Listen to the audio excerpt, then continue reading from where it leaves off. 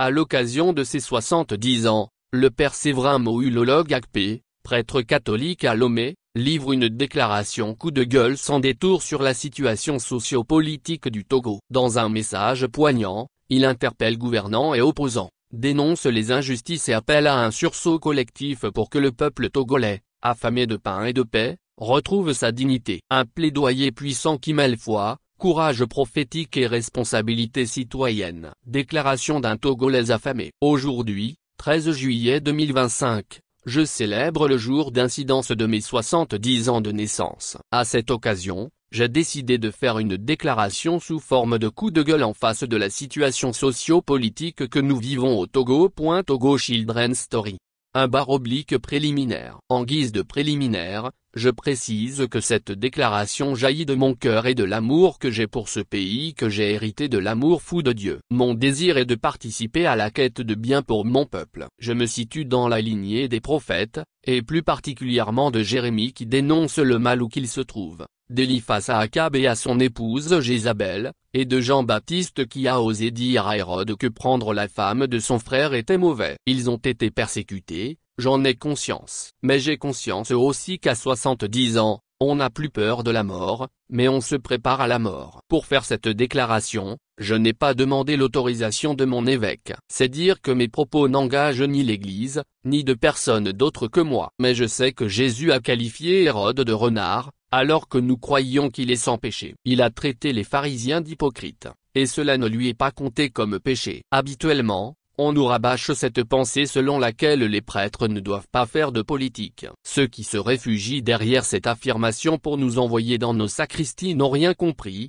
Ce que l'Église interdit aux prêtres, c'est de prendre la tête d'un parti politique, de briguer de postes politiques. Mais, nous avons le droit de dénoncer le mal où qu'il se trouve. Je sais que, parmi les gérants de la chose publique, beaucoup ont reçu le baptême et c'est nous qui les avons baptisés. Dès lors ils sont nos fils et filles dans la foi. Et quel est le fils ou la fille à qui le papa ne donne pas de leçons? Je voudrais rappeler à tous et à chacun que nous sommes prêtres, mais que nous ne sommes pas bêtes. Beaucoup de politiciens ont fait le séminaire et ils savent l'importance de l'intellect chez nous. À ce propos, je signale que ma thèse de doctorat soutenue le 8 décembre 2003 chez les Jésuites du Centre Sèvres de Paris porte sur l'autorité. Je me crois donc outillé pour apporter mon point de vue dans un domaine aussi confus et touffu que la politique mal vécue. Je déclare solennellement que je ne suis pour personne, ni contre personne. Je suis contre le mal et les forces de nuisance. Je suis du côté du bien, de la paix, de la justice. Je suis du côté de mon peuple qui a faim, faim de pain,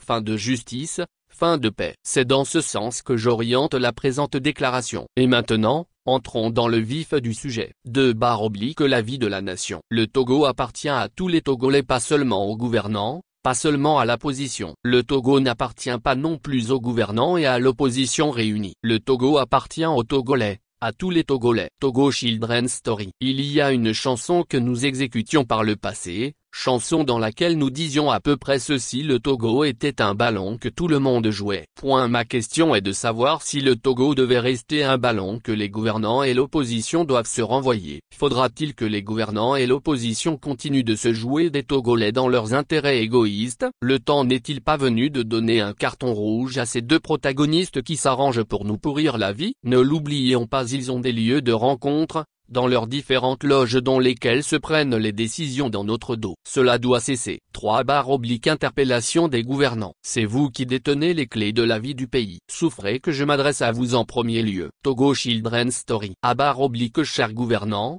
est-ce que vous savez que votre peuple a faim de pain et de paix? Est-ce que vous écoutez les gémissements de votre peuple? Sinon, je vous annonce que le peuple a faim, pendant que vous vous occupez de vos ventres et de vos bas-ventres. Comment pouvez-vous vous satisfaire de gouverner un peuple d'affamés, et de tout faire pour le maintenir dans cet état? Dites, sérieusement, vous êtes content de vous? Êtes-vous fier de l'état de votre peuple? Des jeunes sortent de nos universités, et c'est pour devenir des conducteurs de taxi-moto. En conséquence, ils sont aigris. Ils insultent tout le monde sur la route, parce qu'ils cherchent sur qui déverser leur colère. Et ça ne vous dit rien?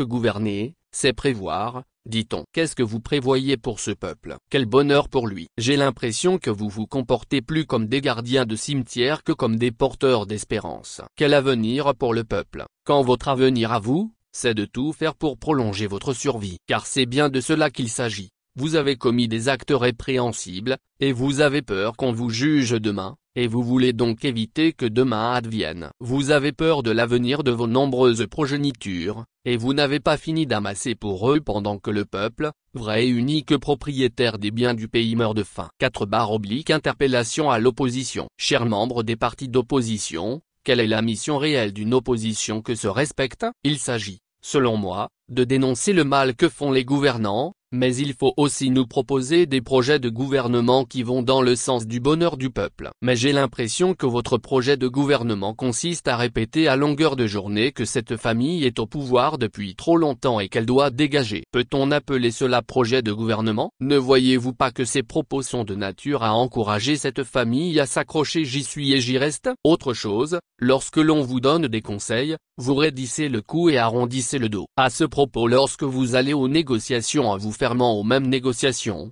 que pensez-vous obtenir de ceux qui détiennent, à tort ou à raison, la force physique? Échec bien sûr. Lorsque vous déposez des amendements à des lois en disant que tout doit passer, ne voyez-vous pas que vous apportez de l'essence au feu que vous prétendez éteindre? Monseigneur Barriga ne vous a-t-il jamais reproché cela? Qu'en avez-vous fait? 5/ Les lois et leur respect. Les lois que l'on se donne dans une nation digne de ce nom doivent être respectées, sauf si elles sont iniques. Mais, qui respecte quelle loi au Togo, à part la loi du plus fort? Des jeunes sortent pour crier leur ras-le-bol, on les tabasse sous prétexte qu'ils ne respectent pas la loi. De quelle loi parle-t-on? Vous ne savez pas ce qu'on appelle soulèvement populaire? Dites-moi à quelle loi obéit un soulèvement populaire. Togo Children's Story. En réalité, n'est-ce pas vous-même qui nous donnez l'exemple de violation de la loi? Des députés à mandat épuisé prennent, contre toute attente, une décision qui engage si gravement l'avenir du pays. Pourquoi ne pas attendre la législature qui s'annonçait? Qu'est-ce qui était si urgent? On vous appelle à la retenue,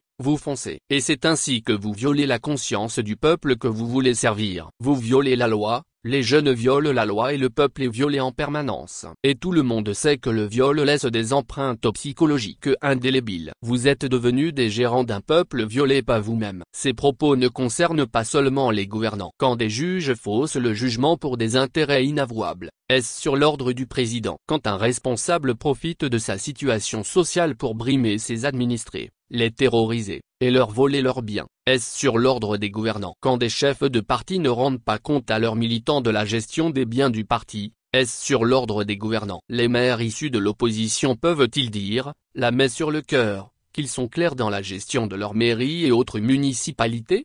Finalement, les gouvernants volent, l'opposition vole, et c'est le peuple volé en permanence qui meurt de faim. Nous avons faim. 6/ Le courage politique. Faire la politique, qu'on soit gouvernant ou dans l'opposition, cela appelle à un courage politique. La peur de la mort, dans ce contexte, est une lâcheté. Je sais, je ne dis pas que je pense, que des personnes engagées dans le gouvernement de la chose publique ont élaboré des projets pour ce peuple, mais ont été menacées de mort. Récemment, le pape a béatifié un jeune Congolais tué, simplement parce qu'il s'opposait à l'entrée de produits avariés sur le sol de son Congo bien-aimé. Êtes-vous capable d'en faire autant? Le dossier est bien avancé dans les démarches en vue de la béatification de l'ancien président Julius Nyerere. Peut-il en être ainsi dans notre pays? Permettez un message personnel au président. Monsieur le Président, je vous en prie à genoux, vos conseillers ne sont pas Dieu le grand-père. Ce sont pas non plus des conseillers spirituels de l'Esprit Saint. Ne les écoutez pas toujours, faites votre propre discernement. Leurs conseils sont souvent en fonction de leurs propres intérêts. Ils ont leur ventre à protéger et à remplir. Oui, vous êtes un être humain capable de faire des erreurs et de mauvais choix. Je vous invite pourtant à éclairer votre conscience en vous appuyant sur la foi,